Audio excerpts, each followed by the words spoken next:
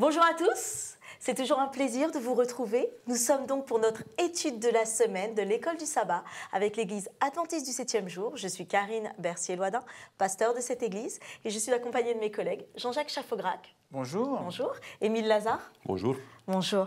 Donc, nous espérons que ce trimestre, cette semaine, vous étudiez, parce que nous sommes au cœur d'un sujet qui a un impact dans notre vie, pas simplement théorique, mais clairement pratique, le livre de l'Apocalypse. Et cette semaine, l'étude de cette semaine est les 7 sceaux.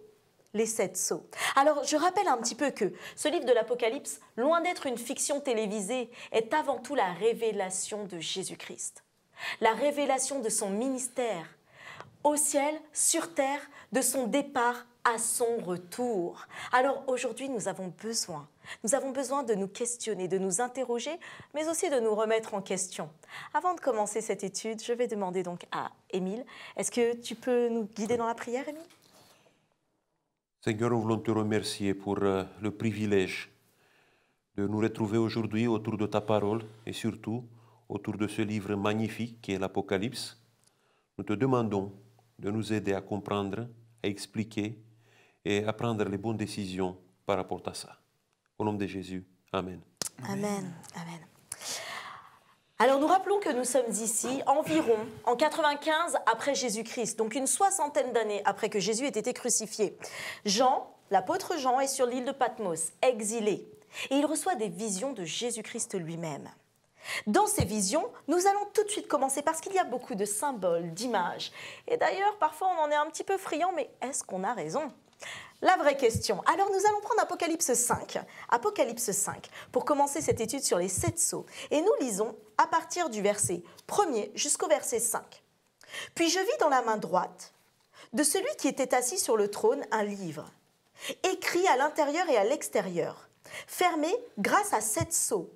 Je vis aussi un ange puissant proclamer d'une voix forte, « Qui est digne d'ouvrir le livre et d'en briser les sceaux ?» Mais personne, ni dans le ciel, ni sur la terre, ni sous la terre, ne pouvait ouvrir le livre ni le regarder.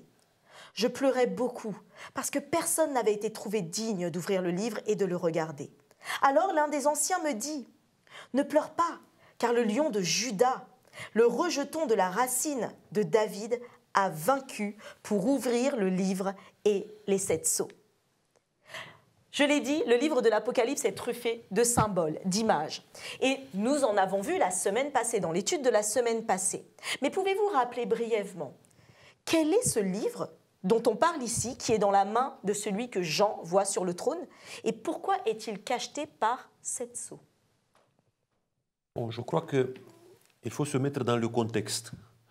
Au temps de Jean, de l'apôtre Jean, il y avait une habitude qui existait dans la société romaine de ce temps. Quand quelqu'un était dans la situation d'avoir des dettes qu'il ne pouvait pas payer, normalement, il se vendait comme esclave à son créditeur. Et au moment où il faisait ça, il voyait avec son créditeur, le magistrat, il écrivait ensemble un rouleau où le débiteur se donnait comme esclave à son créditeur et le rouleau, il était scellé, il était mis dans les archives et il était préservé jusqu'au jour où le débiteur réussissait comme ça de s'acquitter de sa dette. Et le jour où il avait acquitté toute la dette, il allait de nouveau avec son créditeur, le sceau il était rompu, le livre était ouvert et il était libre. Wow. Et c'est pour ça qu'ici Jean commence à pleurer parce qu'il voit le rouleau, il est scellé avec 7 sceaux et il se rend compte que ça parle de notre esclavage, l'esclavage dans le péché et que personne ne peut pas nous délivrer. Il commence à pleurer jusqu'au moment où l'ancien vient pour lui dire « Ne pleure pas » parce qu'il y a quelqu'un qui peut nous sauver. Ellen White, en parlant de ce livre, de ce rouleau, et elle nous indique une chose en nous disant que c'est le plan de salut de Dieu. Et je crois que nous sommes ici en train, effectivement, de suivre dans la scène des 7 sceaux, nous pouvons suivre un peu l'histoire de notre salut à partir du moment où Jésus s'est montré en tant que l'agneau de Dieu jusqu'à la fin des temps. C'est vrai que dans l'Apocalypse, on nous parle de plusieurs livres. On nous parle du livre de l'Apocalypse lui-même. On est invité à le lire, à l'étudier, donc le passager de ce livre-là. On nous parle d'un petit livre au chapitre 10 que Jean doit prendre, manger, qui sera doux puis amer. Mais Jean peut le regarder, le prendre et le manger, donc ne peut pas s'agir de ce livre non plus. On nous parle au chapitre 20 des livres du jugement, où il y a le nom de ceux qui seront jetés dans les temps ardents de feu et de soufre. Ils sont pluriels. Donc il reste quoi comme livre? Eh bien le livre de vie de l'agneau. Et en effet, on l'appelle le livre de vie de l'agneau ou le livre de l'agneau, et on voit bien qu'au chapitre 5, seul l'agneau, dans l'univers tout entier, est capable de le regarder, de le prendre, d'en rompre les 7 sceaux et de l'ouvrir. Qu'y a-t-il dans le livre de vie de l'agneau? Eh bien, le chapitre 20 nous dit que ce livre contient le nom de ceux qui sont sauvés. Quiconque ne fut pas trouvé inscrit dans le livre de vie de l'agneau fut jeté dans les temps ardents de feu et de soufre. Donc c'est le nom des rachetés. Alors on voit ici que ce livre au chapitre 5 est encore scellé, est encore fermé. Quand un livre est fermé, on ne peut pas voir ce qu'il y a écrit à l'intérieur. En effet, ceux qui sont sauvés, qui sont enfants de Dieu, qui sont morts depuis déjà 10, 20, 30 000 ans, et même ceux qui sont vivants aujourd'hui, qui sait s'ils sont sauvés ou pas? Leur victoire n'est pas encore rendue effective.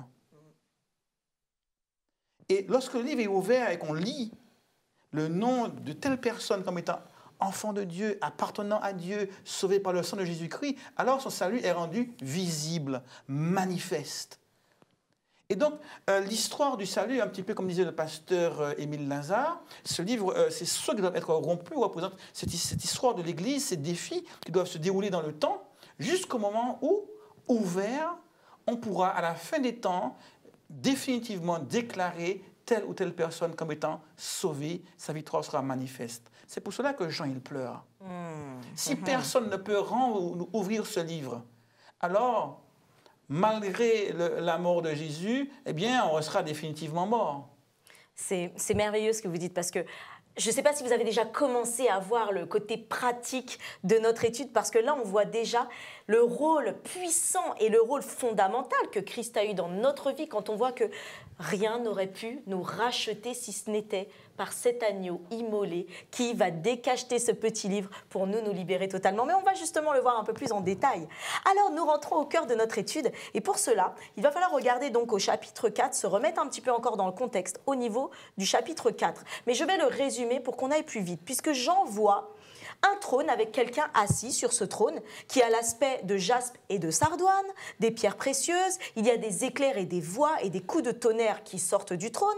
Il est entouré de 24 vieillards assis, 24 anciens aussi on les appelle, assis sur des trônes, ils sont habillés de blanc avec des couronnes d'or. Devant ce trône, il y a 7 lampes ardentes qu'il décrit comme les 7 esprits de Dieu, une mer de verre comme du cristal. Le chapitre 4, encore au verset 6, nous dit qu'au milieu du trône, il y a 4 êtres vivants, couverts d'yeux, devant, derrière, tout autour. Le premier ressemble à un lion, le deuxième à un taureau, le troisième à un visage d'homme, le quatrième ressemble à un aigle en plein vol. Ils ont chacun 6 ailes couverts d'yeux tout autour à l'intérieur, et ils répètent sans arrêt « Saint, Saint, Saint est le Seigneur Dieu, le Tout-Puissant, celui qui était, qui est et qui vient. » Alors cette scène est assez étrange. Elle est assez étrange parce que ce que voit Jean quand il décrit cela, nous pouvons essayer de l'imaginer. Et moi, j'ai essayé de l'imaginer en voyant un être vivant qui ressemble à un aigle en plein vol. Enfin, je ne sais pas si pour vous, vous y arrivez, mais c'est assez spécial. Quel est le rôle, en fait, ici, de ces 4 êtres vivants? Comment on le comprend, en fait? Donc, il faut aller aussi dans l'Ancien Testament, dans le livre d'Ézéchiel. On retrouve les 4 êtres vivants avec un détail différent. Chaque être vivant dans le livre d'Ézéchiel a 4 visages. Ici, nous avons 4 êtres, chacun avec un visage défini. Si vous allez, vous faites une visite au Louvre, vous pouvez découvrir dans le secteur pour les empires orientaux, surtout sur Assyrie, vous trouvez là-bas les statues d'un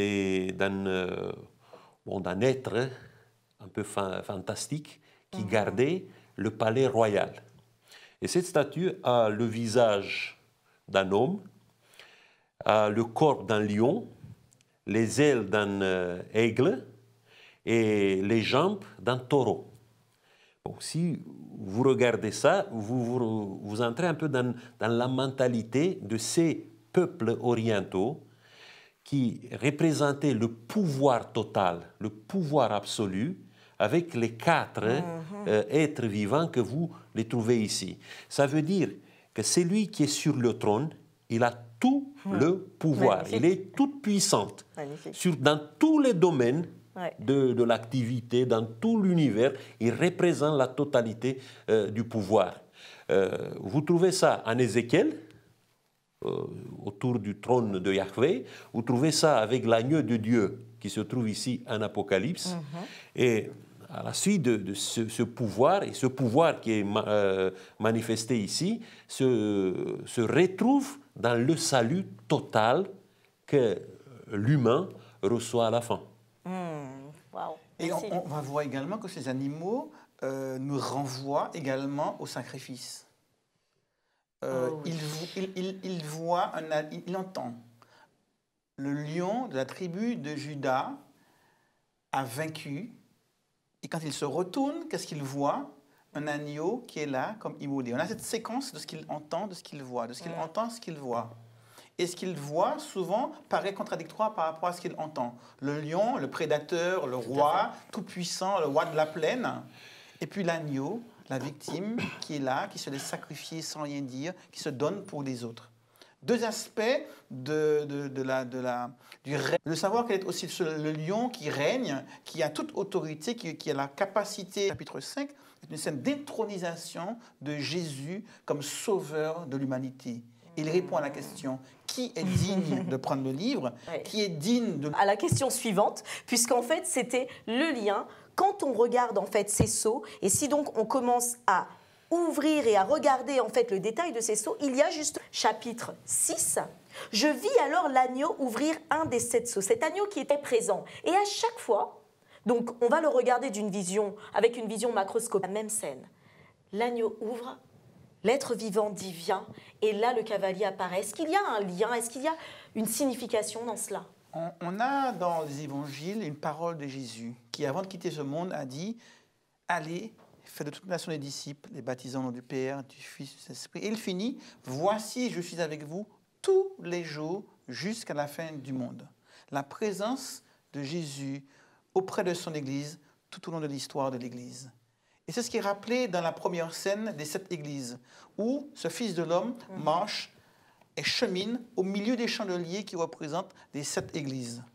Et là, on voit encore ce même Jésus, cet agneau qui, lui, ouvre les sceaux, mais qui à chaque fois est là, à chacune des 7 étapes, des 7 périodes de l'histoire de l'Église chrétienne. C'est lui qui prend l'initiative. C'est lui qui est le garant que l'histoire ne part pas comme un cheval fou n'importe où, mais qu'à in fine, c'est Dieu qui dirige toutes les choses, qui tient son Église dans sa main. Même lorsque celle-ci est confrontée au péril, à l'apostasie et à toutes sortes de défis et de difficultés. D'accord, d'accord. Oui, et dans chaque scène, il est accompagné par les symboles de son pouvoir. Oui. Exactement comme il a promis, qu'il nous a confié tout le pouvoir, toute l'autorité. Et les symboles de cette autorité totale que Jésus a l'accompagnent dans l'histoire, dans le déroulement de l'histoire du christianisme. Alors, et justement, alors pour rentrer encore un petit peu plus, parce qu'on disait donc qu'il y a tout ce symbole autour de Jésus qui accompagne à travers les périodes. Donc, est-ce que vous diriez, quand on regarde par exemple l'ouverture donc, de ces 4 premiers sceaux, que c'est lié à des événements qui se sont passés, qui vont se passer? Est-ce que d'ailleurs ces chevaux qui ont des couleurs particulières ont un lien et un symbole, parce qu'on aime bien dire que le blanc c'est la pureté, que le rouge c'est le sang de Christ, que voilà, enfin on aime bien le dire, mais dans la Bible en fait c'est très présent dans le sanctuaire. Est-ce qu'il y a un sens particulier aussi à comprendre dans tous ces symboles qui sont donnés? Je crois qu'il faut faire la liaison avec les avertissements que Dieu a donnés au peuple d'Israël avant d'entrer dans le pays du Canaan, où Dieu les a avertis que s'ils n'écoutaient pas sa loi, et si le peuple n'était pas en liaison avec lui, il y avait des désastres qui commençaient à s'abattre sur le peuple. Ça commençait par bon, le désordre, les guerres, après c'était la famine, et à la fin c'était la peste, la mort, effectivement. Et si vous voyez ici, on a un tableau qui commence avec un chevalier qui part vainqueur pour vaincre. Tout à fait. C'est exactement l'hypostase du christianisme dans les premiers siècles. Et effectivement, il a été fort, il a été capable de s'imposer dans un empire païen, romain, qui était tout puissant. Mais après, ce christianisme, il oublie un peu sa vocation, il devient rouge, il commence à semer un peu la désordre, la discorde, la mort. Après, il y a la famine. Oui, tout à fait. Parce qu'on commence à oublier la parole de Dieu, on laisse les traditions entrer un peu dans la construction de l'Église, dans la construction de la théologie. Et finalement, il se confronte avec effectivement la mort la plus terrible. Oui. Parce que la couleur pâle, c'est la couleur de la décomposition, c'est la couleur de la peste qui commence à faire des dégâts terribles. Mais quand vous continuez un peu l'histoire, vous voyez que finalement le christianisme va gagner. Parce que dans le 5e sceau, il y a la couleur blanche qui revient avec les robes que les martyrs reçoivent.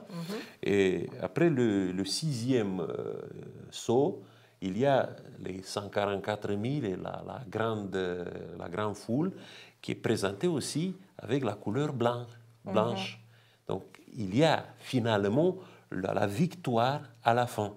Exactement comme a été annoncé. Le christianisme part vainqueur pour vaincre malgré tous ces défis qu'il se confronte tout le long de son histoire. Alors c'est beau comment ces couleurs sont utilisées pour donner un sens à l'histoire aussi, dans une progression et qui se relatent avec des événements de l'histoire donc qui se sont passés notamment. Mais oui, allez-y. Autrement dit, l'approche historiciste, c'est qu'on a une séquence. On a d'abord 7 églises, on a une deuxième séquence, 7 sceaux, on a une troisième séquence, 7 trompettes, qui couvrent la même période de temps, parlant du christianisme, de sa naissance jusqu'au retour de Jésus. En effet, on va voir que les 7 églises, les messages de cette église se terminent par « je me tiens à la porte et je frappe ». Jésus, il est là, il est en train de venir. Et on va voir également que les 7 sceaux se terminent par le retour de Christ. Et à chaque fois, on a donc un déroulement dans le temps, dans l'histoire, d'une situation en lien avec l'histoire de l'Église chrétienne et qui se termine toujours par le retour de Jésus. Ce qui est important, il faut toujours à chaque fois se référer à l'introduction, au tout premier mot du livre, c'est la révélation de Jésus. Donc, que fait Jésus tout au long de l'histoire pour accompagner son peuple, pour protéger son peuple, pour guider son peuple, pour pouvoir permettre à son peuple de faire face à tous les défis auxquels il est confronté à travers l'histoire. Et donc, c'est surtout l'histoire de ce que fait Jésus pour son peuple. C'est la raison pour laquelle c'est toujours l'agneau qui l'a dit. Il ouvre le sceau avant que l'être vivant ne dise « viens ». Parce que c'est l'agneau qui dirige, qui guide et qui est là pour être le garant que tout va se dérouler jusqu'à la victoire finale de Christ et de son peuple sur le péché et sur la mort. Wow. Merci. Alors, il y a une petite, justement, dans le 5e sceau, il y a une phrase qui nous interpelle. Il est écrit au verset 11. Donc, alors, je vais reprendre le 5e sceau pour qu'on comprenne. Quand il ouvrit le 5e sceau, je vis sous l'autel l'âme de ceux qui avaient été mis à mort à cause de la parole de Dieu et à cause du témoignage qu'ils avaient rendu. Ils crièrent d'une voix forte « Jusqu'à quand, Maître saint et véritable, tarderas-tu à faire justice et à venger notre sang sur les habitants de la terre ?»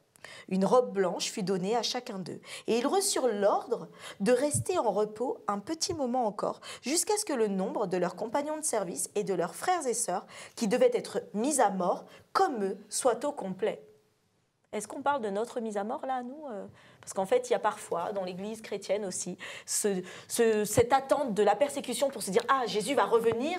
Est-ce que là, c'est lié à nous ou pas du tout ? Je crois qu'il faut faire la liaison ici avec une autre scène qui se trouve dans l'Ancien Testament, dans le livre de Daniel. Vous connaissez, dans Daniel chapitre 8, il y a le petit corne qui essaie de détruire le sanctuaire céleste. Et il y a un dialogue que Daniel entend. Et ce dialogue se trouve dans Daniel chapitre 8, le verset 13, où un saint demande à un autre saint, jusqu'à quand durera la vision sur le sacrifice perpétuel, sur l'abomination dévastatrice et le sanctuaire et l'armée qui sont piétinés? Et la réponse, il me dit jusqu'à 2300 soirs et matins, puis le sanctuaire sera rétabli. Bon, je crois qu'ici, on a affaire avec ce moment de l'histoire de l'humanité qui se déroule effectivement dans le ciel, où Dieu est en train de rétablir son royaume et d'offrir à son peuple la reconnaissance qu'il mérite.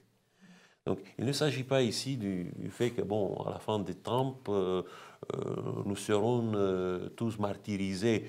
Bon, il est possible qu'on va avoir des souffrances dans notre histoire future. Il y a ça, mais il n'y a pas une... Ici, la référence, c'est par rapport à ce jugement qui nous rétablit dans les droits qu'on a devant Dieu. Ce que j'aime dans ce passage, c'est l'un des éléments de la réponse de Dieu. Jusqu'à ce que le nombre des compagnons de service soit au complet. Ça me rappelle un petit peu ce qui est écrit au chapitre 7. Retenez les vents, jusqu'à ce que nous ayons marqué du sceau le front de tous les serviteurs. En clair, Dieu va sauver tous ceux qui peuvent l'être. Et tant qu'il y a encore une personne susceptible d'être sauvée qui ne l'est pas, Dieu fera le nécessaire pour qu'il le soit. Personne ne pourra dire « j'ai été perdu parce que je n'ai pas eu le temps ». Personne ne pourra dire « j'ai été perdu parce que si je m'avais accordé une chance de plus, je le serais ». Tous ceux qui peuvent l'être le seront. Donc c'est cette volonté de Dieu de dire « l'histoire se déroule, on ne comprend pas forcément le temps de Dieu, on n'a pas peut-être les réponses à toutes les questions. Mais il y a une chose dont on est sûr, c'est que Dieu veut sauver chaque âme, chaque être humain. Tous ceux qui peuvent l'être le seront. » Et j'aime beaucoup, en fait, quand on regarde l'approche de cette étude, parce qu'on se rend compte que finalement, il y a parfois des disputes, des problèmes, des choses qui arrivent qui sont anodines, comparées à la grandeur de l'œuvre que Christ est en train de faire pour nous à chaque instant là. Et si aujourd'hui, vous posez encore la question, parce qu'il y a eu peut-être des guerres dans l'Église ou dans votre famille, où il y a eu des disputes ou autres, l'essentiel n'est peut-être pas là, parce que lui a vécu tout cela. Mais nous avons besoin, nous, aujourd'hui, d'être concrets et de le vivre et surtout de permettre à d'autres, si Christ attend qu'une seule âme, comme vous disiez, soit sauvée, nous avons besoin d'en appeler d'autres. Bon, on continue parce que c'est vraiment passionnant et on va venir à cette partie pratique où vous allez aussi nous parler. Il y a pareil, donc on en était au 5e sceau, le 6e sceau. On parle là encore d'événements. Alors d'événements qui nous paraissent très communs, des tremblements de terre, donc le soleil qui devient noir comme une éclipse, la lune qui devient rouge, ça c'est déjà aussi passé dans le temps. Les étoiles du ciel qui tombent, on a déjà vu aussi des étoiles filantes, le ciel qui se retire, bon là c'est un petit peu plus compliqué, et les montagnes et les îles qui furent écartées de leur place.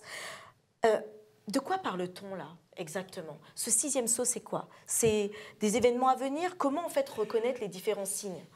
C'est vrai que les signes dont il est question ici sont des signes qui nous viennent de la nature. Et on pourrait les mettre en parallèle, si on avait le temps, avec ce que dit Jésus dans l'évangile de Luc, dans l'évangile de Matthieu, en lien avec son second retour.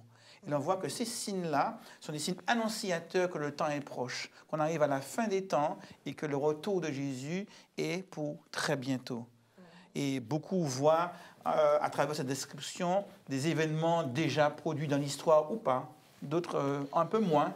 Néanmoins, on voit que la nature elle-même nous dit qu'il y a des choses qui ne vont pas.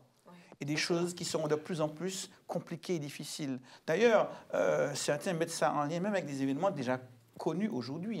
Le déplacement des plaques tectoniques qui engendrent des tsunamis, qui engendrent beaucoup de choses. Ce sont des catastrophes qu'on a déjà vécues il n'y a pas si longtemps que ça et qui pourront peut-être se reproduire à plus grande échelle, de manière plus puissante. Et des montagnes qui disparaissent, on sait que c'est possible. Des îles qui disparaissent, on sait que c'est possible. Donc à partir de là, on voit bien qu'on arrive à un moment critique de l'histoire de l'humanité parce que Dieu est à la porte. L'accent ici, dans cette scène, c'est sur la psychose, sur la peur terrible qui commence à gagner l'humanité entière. Et bon, à la fin, il y a même les militaires, les puissantes, les chefs, rois, qui sont pris par cette peur, par cette terreur.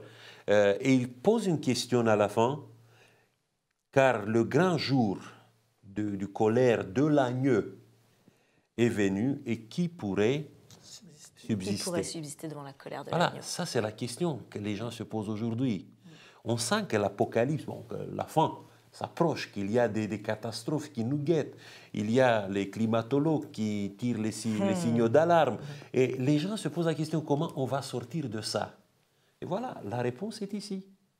C'est Dieu qui vient avec la réponse. Et la réponse se trouve dans une robe blanche qu'il veut nous donner pour nous sécuriser, pour nous défendre au moment où nous serons confrontés avec ça. C'est ça la conclusion des sceaux qu'on trouve ici dans l'Apocalypse 6 et bon, après dans le chapitre 7. Voilà, et justement, on arrive donc à ce chapitre 7, puisqu'on voit que quand ce 7e sceau, en fait, est ouvert, là, il y a une pause, en fait, sur l'ouverture, enfin, juste avant, d'ailleurs, l'ouverture du 7e sceau.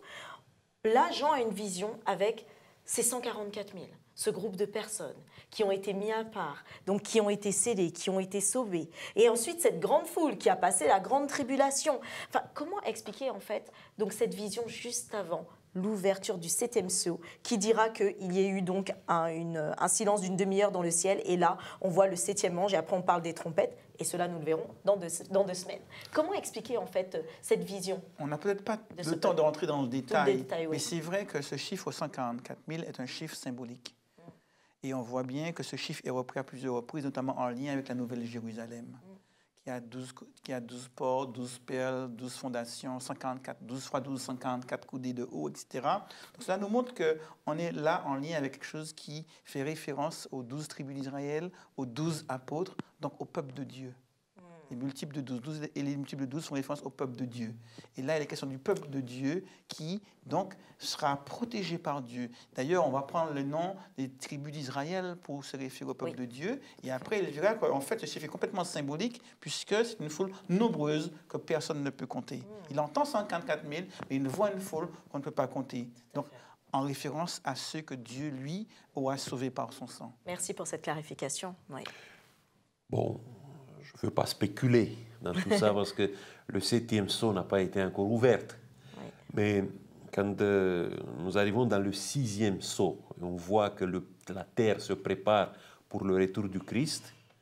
Et quand on lit les récits de la Bible avec le retour du Christ qui est entouré par tous les anges, pratiquement par toutes les personnes qui se trouvent autour du trône de Dieu qui vient pour l'accompagner, pour nous rencontrer, bon, je peux me dire que la silence qui est très court dans le ciel, avant que tous les rachetés soient présentés devant Dieu, je crois que cette silence est due à ça, au fait que sur la terre, il y a maintenant l'événement le plus important qui se passe dans l'univers. Ce n'est pas autour du trône de Dieu, mais c'est sur la terre où Jésus vient rencontrer toutes les personnes sauvées de tous les temps pour les ramener chez lui.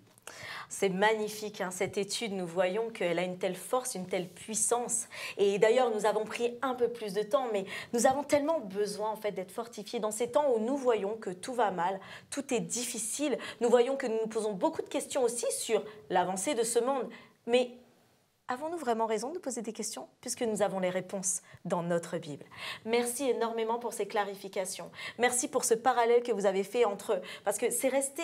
Nous avons parlé beaucoup de théorique, mais nous voyons concrètement la portée que ça a pour nous personnellement. De prendre à cœur ce message, de dire qu'actuellement, Christ revient. Il est en route, il est en marche. Nous ne devons pas avoir peur des événements qui se passent autour de nous. Mais nous devons être sûrs, par contre, d'une chose, c'est d'être avec lui quand il reviendra. Continuons d'étudier avec cette perspective, d'être des missionnaires et de témoigner qu'il revient. Bonne semaine, bonne étude à tous.